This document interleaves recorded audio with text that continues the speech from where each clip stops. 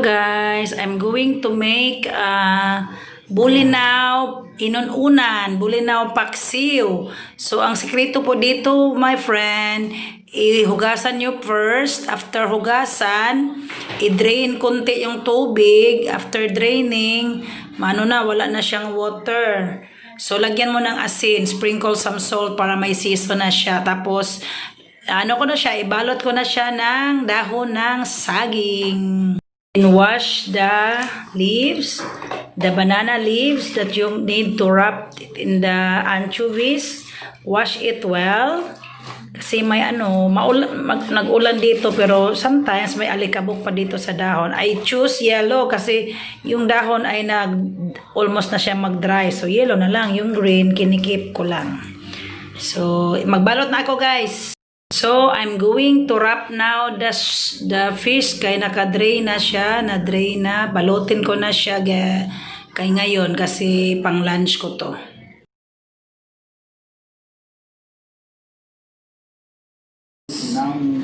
So, I'm going to make paksiw guys. Balutin ko muna yung fish ko. I will wrap it up. Ganyan. Ito ang paggawa. Yan lang. I like the Bolinao. We call it Bolinao or Anchovies. Ganito na. Balutin na siya guys. Dito na sa ko. Ay, nayabungan na. Ano ko. Like that. Kinilaw, I don't like kinilaw. I like vinegar. Maliit man ang dahon di ay, mabali man. I need a bigger dahon.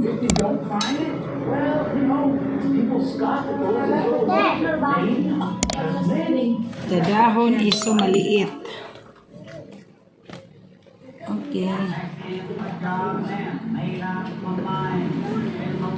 Tan-tanan. Season ko na siya guys. Nilagyan ko na ng asin.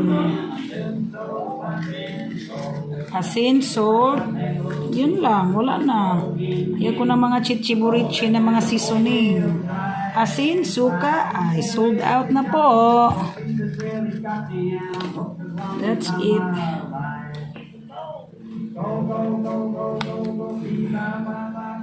Don't touch it, be. World's best metal detection technologies and by Gold Prospectors Association of America. Tang. Ganyan lang, bes. Pagkaing Pinoy, bes. Simple food. Simple food lang, bes. Ganyan lang, bes. Going after one of the big ones. Lost Dutchman's treasure. And behind me up here is a superstition. Wala na. Ubus na yung dahon ko. I'll get another dahon.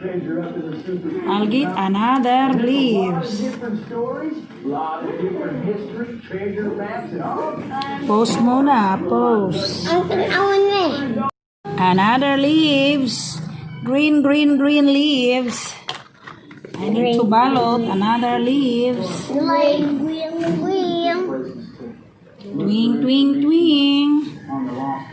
Tingnan mo leaves. Oh, colorful yung ko, bes. Green at saka yellow leaves. Oh, there's another small monkey. Okay. So, for them, manok yung sa kanila, chicken, fried chicken. Sa akin, isda lang. Yes. Organic isda for me. Happy na po ako. No chicken, no baboy. But I eat meat. From time to time, I eat meat. Or on occasion, pag may party, my birthday, fiesta. Don't touch it. Oh.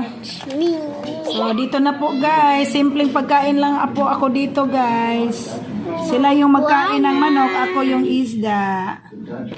I also bought some dried fish. Kaya sometimes in the morning, I like dried fish.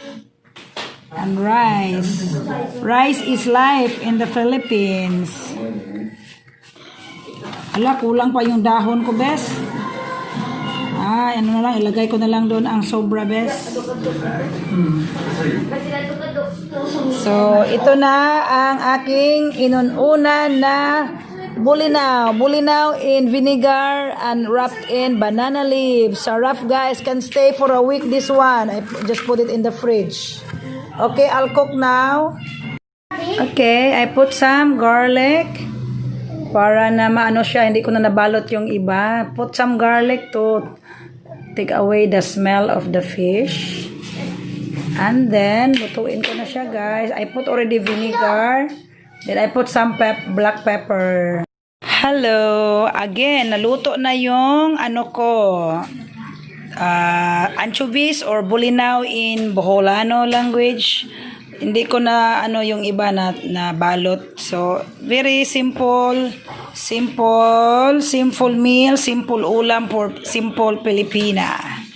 This is green leaves and that's a little bit dry leaves, so it's yellow na siya. So, ganun na. Yun lang ang ulam namin.